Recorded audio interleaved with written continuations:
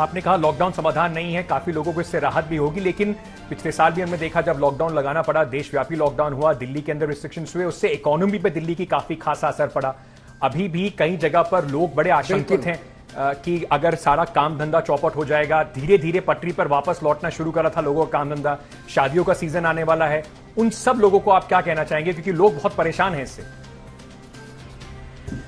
मैं सबको यही कहना चाहता हूं, आपका सहयोग चाहिए और मोटे मोटे तौर पे 2-3 चीजों में आपका सहयोग चाहिए। सबसे पहली चीज, आप सबसे इस टाइम बहुत कठिन परिस्थिति है, अब मास्क लगा के घर से बाहर निकलें, सोशल डिस्टेंसिंग करें और हाथ जो है वो सैनिटाइजर से या साबुन से धोते रहें। एक चीज ये, ताकि कोरोना कम फैले। दूसरी जो सबसे ज्यादा इंपॉर्टेंट चीज है, अगर आपको कोरोना हो जाता है सीधे अस्पताल मत दौड़िए। अगर आपको एसिम्टोमेटिक है, कम सिम्टम्स हैं, नॉर्मल लग रहा है, आप घर में अपने आप को आइसोलेशन कर लीजिए, होम आइसोलेशन में अपना ट्रीटमेंट कीजिए। दिल्ली सरकार होम आइसोलेशन के मरीजों के ऊपर क्लोज नजर रखती है। डेली 2 बार हमारे डॉक्टर आपको फोन करते हैं, एक टीम आपके घर आके आपको सारा सिखा के जाती है। आपको बिल्कुल घबराने की जरूरत नहीं है, आपके घर में ऑक्सीमीटर भेज देंगे हम, आप अपना ऑक्सीजन पूरे दिन में चेक कर सकते हैं। अगर आपकी सिचुएशन खराब हुई तो हम ही आपको हॉस्पिटल ले जाएंगे। अगर एसिम्टोमेटिक और सिंपल सिम्टम वाले मरीज अस्पतालों में आने लग गए, हमारे अस्पताल कोलैप्स कर जाएंगे, हमारे अस्पताल लोड नहीं ले पाएंगे। अस्पतालों को केवल सीरियस मरीजों के लिए रहने दीजिए। अगर ये हम कर लेते हैं, अगर हमारा हॉस्पिटल सिस्टम कोलैप्स नहीं करता, हमारा हॉस्पिटल सिस्टम आज की तरह फंक्शनल रहता है, मैं आपको एश्योर कर रहा हूं दिल्ली में लॉकडाउन नहीं लगेगा।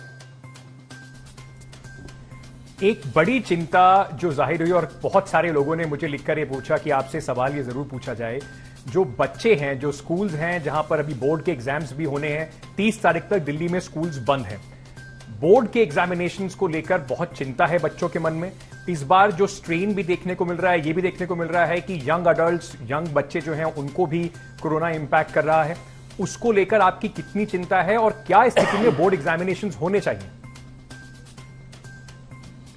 ये एक बहुत इंपॉर्टेंट क्वेश्चन पूछा अंकित आपने। पहले तो आपको ये डेटा शेयर कर दूं, केंद्र सरकार ने जो वैक्सीन की लिमिट लगाई है, 45 साल से कम उम्र के लोगों को अभी वैक्सीन नहीं लगाई जाएगी। दिल्ली का पिछले 10 दिन का डेटा ये दिखाता है कि 45 साल से कम उम्र के लगभग 65% मरीज हैं, 65%। 45 साल से ऊपर 35% है केवल। तो अगर हम 45 साल से नीचे के लोगों को अगर हम वैक्सीनेशन नहीं कर रहे, तो हम 65% मरीजों के तक तो पहुंच ही नहीं रहे हैं। तो कोरोना कैसे रुकेगा, कोरोना कैसे खत्म होगा? इससे भी तो चेन रुकेगी ना।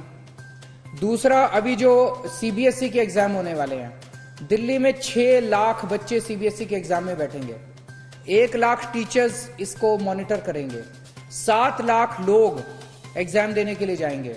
ये एग्जामिनेशन सेंटर्स हॉटस्पॉट्स बन सकते हैं। हमने अभी केंद्र सरकार को लिखा है कि ये 45 साल की रिस्ट्रिक्शन हटा के कम से कम इन सारे बच्चों को इमरजेंसी बेसिस पे सबको वैक्सीनेशन दिया जाए, सबको वैक्सीनेट किया जाए, ताकि ये बच्चे जब एग्जाम देने के लिए जाएं तो ये सुरक्षित रहें और बच्चों के ऊपर किसी तरह की आंच नहीं आनी चाहिए। अदरवाइज ये डर है कि कभी एग्जामिनेशन सेंटर्स जो हैं ये हॉटस्पॉट्स ना बच जाए। वैक्सीनेशन पर ही मेरा अगला सवाल था आपसे, मैं समझना चाह रहा था, क्योंकि कई स्टेट्स ने वैक्सीन शॉर्टेज की बात करी है। आपने प्रधानमंत्री जी को जैसे लिखा कि इस वैक्सीनेशन को यूनिवर्सलाइज कर दिया जाए, खोल दिया जाए, उसको लेकर दिल्ली में क्या स्थिति है? क्या दिल्ली में भी वैक्सीन की कोई कमी है?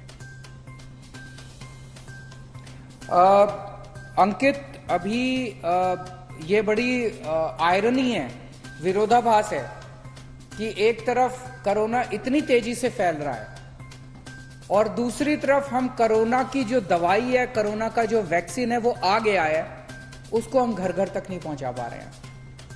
अभी तो युद्ध स्तर के ऊपर वॉर मोड में हमें घर घर जाके वैक्सीनेशन कर देना चाहिए, डोर टू डोर करना चाहिए, लार्ज नंबर ऑफ सेंटर्स खोलने चाहिए। तो मैंने केंद्र सरकार को भी लिखा है कि आप ये सारी रेस्ट्रिक्शंस हटा दीजिए।